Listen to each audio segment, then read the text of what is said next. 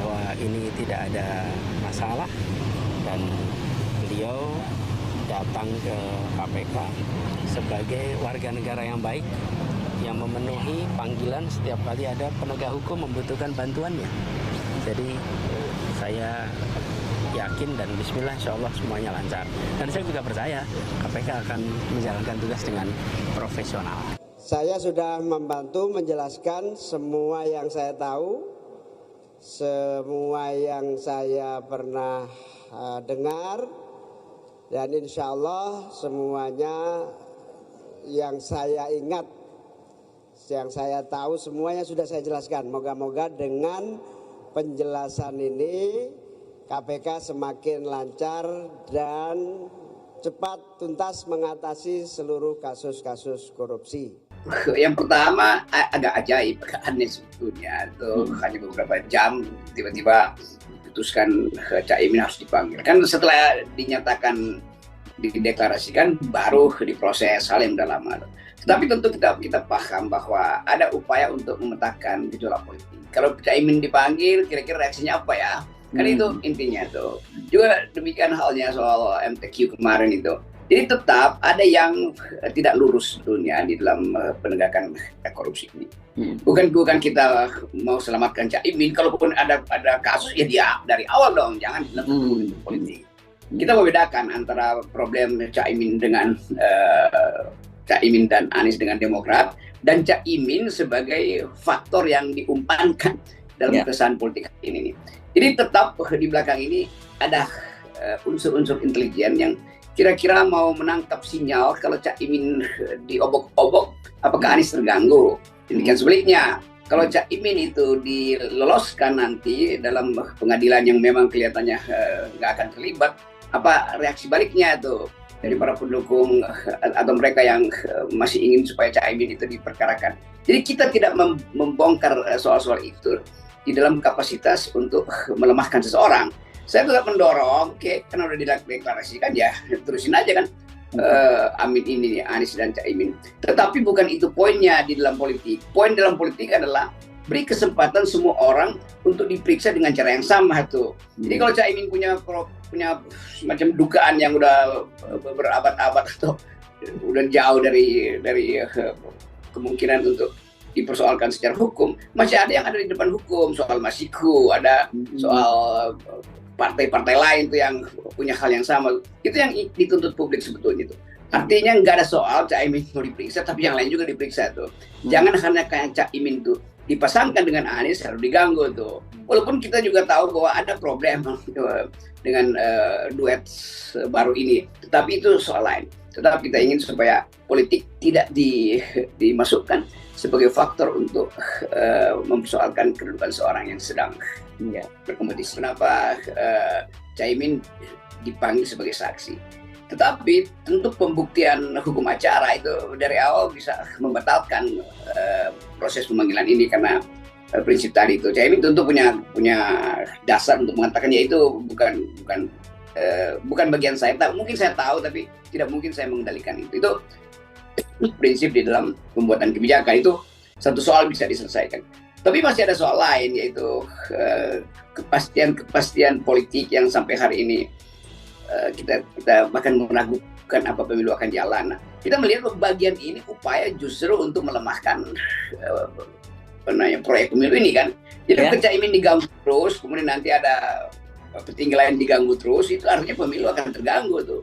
Jadi poin yang mau kita terangkan semacam aturan yang tidak tertulis atau bahkan dimintakan tertulis oleh kejaksaan supaya calon-calon yang punya potensi untuk disprindikkan itu ditunggu sampai selesai pemilu juga mendua sebetulnya. Kan mesti diterangkan tuh yang mau ditunggu setelah pemilu yang mana. Kalau tertangkap tangan tiba-tiba itu bagaimana ditunggu setelah pemilu kan.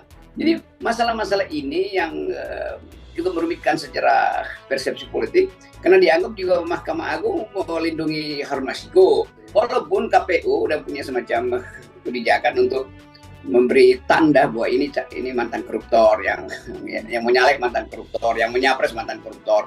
Kan itu yang sedang diproses oleh masyarakat sipil tuh.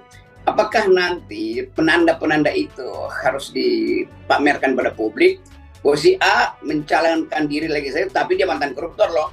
Kan itu mesti diterangkan korupsi di bidang apa, dari partai mana, kan itu supaya betul-betul orang tahu ya memang ada hak perdata yang sudah dipulihkan. Tetapi memori orang juga mesti diingatkan. Jangan sampai orang memilih bekas napi ini yang masih punya potensi untuk melakukan kejahatan yang sama karena dia masih mengincar kekuasaan. Kan korupsi itu dasarnya karena surplus kekuasaan. Begitu kekuasaan dia peroleh, maka dia lakukan lagi korupsi. Walaupun ini deteksi, tetapi di dalam politik hal-hal yang buruk justru harus dimajukan. Karena kalau yang baik ya kita udah tahu semua kan, tapi yang buruk yang mesti dibuka. Ya memang nggak ada jalan. Bagaimana misalnya mau menghalangi Cak Imin itu? Ya satu-satunya adalah dengan melihat record potensi korupsi yang pernah ada di dalam atau melekat pada jabatan dia tuh.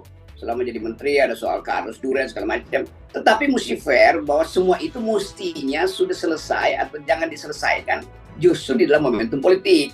Kan itu kan kelihatan. Ya tapi kan iya ada potensi korupsi. Tapi justru kita anggap bahwa pemberantasan korupsi di era Jokowi itu selalu dikaitkan dengan politik. Kan ya pemberantasan korupsi pemberantasan aja. Nah momentum ini orang itu momentum yang politis. Jadi bahayanya itu sehingga orang menganggap ya kalau begitu KPK memfavoritkan seseorang dong. Kenapa di partai lain itu nggak dipanggil?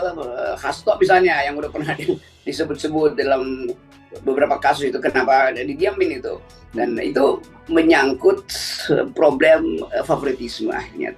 Jadi nanti akan ada analisis kalau begitu KPK dikendalikan oleh partai tertentu, kejaksaan dikendalikan oleh partai tertentu, KPK diselundupi oleh lembaga tertentu. Kan hipotesis atau dugaan buruk itu kan justru memperlemah iklim pemberantasan korupsi dan memburukkan semangat publik untuk masuk dalam pemilu yang adil dan jujur. Ini poin penting tuh. Kadangkala Jokowi juga ada pemain politik dan tangannya ada di mana-mana tuh. Tapi bisa juga orang lakukan semacam kerjaan departemen disinformasi di dalam sistem intelijen kita untuk mengelabui beberapa hal yang nanti akan dimunculkan di belakang loh. Jadi permainan ini yang dengan jitu sebetulnya bisa kita tebak, yaitu ketidakpastian komposisi-komposisi yang sedang dibangun oleh Pak Jokowi. Jadi Pak Jokowi juga bisa menjadi korban dari permainan ini. Karena Pak Jokowi nggak mampu secara sempurna untuk mengendalikan instrumen negara yang lain, misalnya badan intelijen misalnya yang juga punya semacam otonomi untuk membaca keadaan. Tapi Jokowi selalu ingin memantau apakah dia masih punya grip pada soal anti korupsi. Ternyata enggak. Sebab kalau Pak Jokowi masih punya grip, tentu orang akan anggap jangan dikaitkan dengan politik. Dan Pak Jokowi mesti kasih sinyal bahwa iya, saya tetap akan memimpin pemberantasan korupsi. Termasuk kalau itu ada faktor politik, saya akan melampaui faktor politik itu.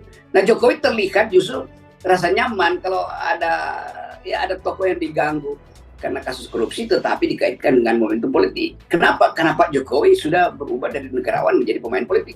Beberapa kali kan kita bahas bahwa kalau Cak Imin menguat dan itu membahayakan agenda politik Pak Jokowi, maka dia akan dikerjai.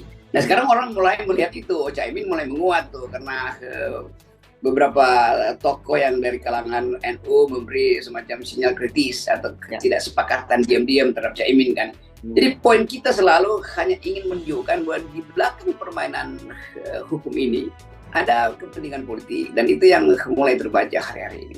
Tetapi jangan dianggap bahwa kita mau bela Cak Imin dan Anies, enggak. Kita cuma mau membuat analisis supaya orang paham apa yang sedang berlangsung tuh. Demikian update news kali ini. Jangan lupa tekan tombol like, subscribe, and comment channel kami.